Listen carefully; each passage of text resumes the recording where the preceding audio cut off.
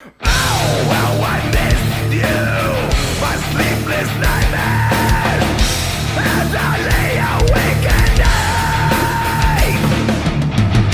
My mind is endlessly racing. Hey everyone, welcome to Metal Never Dies. Today I'm gonna be ranking the 6 studio albums by 14 death metal bands.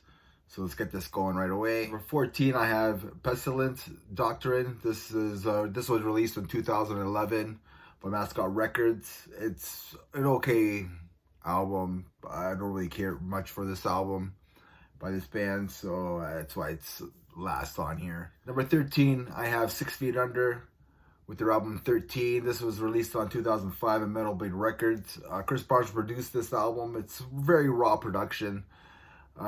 Chris Barnes' vocals on here are pretty good.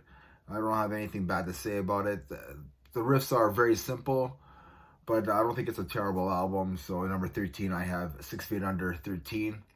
Number 12, I have Cryptopsy, The Unspoken King. This came out in 2008 in Century Media. Matt Magachi, their current vocalist now. A lot of people think that this is Cryptopsy's like deathcore album, but it's still like off the wall, chaotic death metal. The singing on here is a bit weird, especially for Cryptopsy. I don't think Cryptopsy needs singing in their songs. Maybe that's why there's like that deathcore, I guess, quotations on them. So killer tracks on here are Worship Your Demons is a pretty heavy track. Bound Dead is another killer track on here. Number 11, I have Napalm Death, Dire Tribes. This came out in 1996 on Earache Records. A lot of people are not a big fan of this album, and I agree. It's my favorite Napalm Death album. There's some experimental groove and I guess industrial, some new metal elements on this album. There's some hard-hitting tracks on here as well. It kind of reminds me of Sepultura Roots, but a lot heavier. But there are a few songs on here that I don't really care for. So it's number 11, I have Napalm Death, Dire Tribes. Number 10, I have Dismember Where Iron Crosses Grow. This came out in 2004. Yeah, this is like just that HM2 buzzsaw at its best. These guys on this album just really had that buzzsaw HM2 sound to their guitars. Awesome album. Number 9, I have Entombed Uprising, which came out in 2000. Music for Nations, back to their death and roll style on this album. Still has that southern groove to it. Seeing Red is a killer track, and Say It Slugs is another killer track on here. Number 8, I have Morbid Angel, Gateways to Annihilation. This came out in 2000. Steve Tucker's the vocalist on here. Pretty good death metal album. I'm not a big like Morbid Angel fan, but I really like this album. At One With Nothing is a killer track on this album. Number 7, I have Deicide and Torment in Hell. This came out in 2001 on Roadrunner Records. Straightforward, fast death metal. What else do you want from these guys? Vengeance Will Be Mine is an awesome track on this album. Number 6, I have Suffocation, Blood Oath. This came out in 2006 on the Nuclear Blast.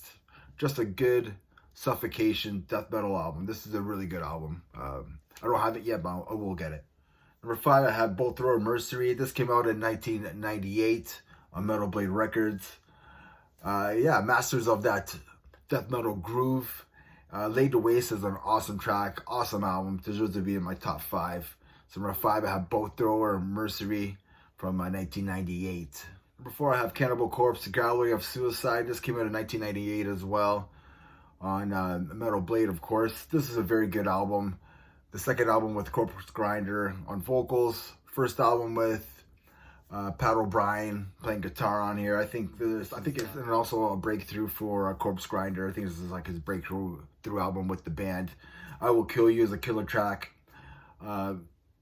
Sentenced to Burn is a killer track. Dismembered, Webster, and Molester is another killer track on this album. I had to go back to this album a few times. I forgot how good this album really is. So number 4, I have Cannibal Corpse, Gallery of Suicide. Number 3, I have Obituary, Frozen in Time from 2005 on Roadrunner Records. 8-year hiatus from these guys, these legends. They came back with Scott Burns and also Alan West on guitar. This is the last album with Roadrunner Records releasing their album. Insane is a killer track. Redneck Stomping is another killer track. Slow Death is a killer track. Lockjaw. This album is underrated in my books. No one talks about this album. The artwork is pretty killer by Andreas Marshall. Number 2, I have Carcass, Surgical Steel. This came out in 2013 on Metal Blade Records. This album is just amazing. It's a masterpiece by these guys. There's a mix of like death metal, groove, and melodic death metal. It's just perfect. Amazing guitar harmonies. There's like the last album was like 2005. So there's a good like 18-year hiatus on this album. This album's a masterpiece. That's number 2, Carcass, Surgical Steel. And number 1, if you haven't guessed it already, is Death, Symbolic from 1995 on Roadrunner Records. Just a masterpiece of a death metal album. Probably the best death album. They're all good. Death is an amazing band. So yeah, number 1, I have Death, Symbolic. Let me know what your albums that you like on here. If you agree, disagree with me. And remember, everybody, metal never dies. Cheers.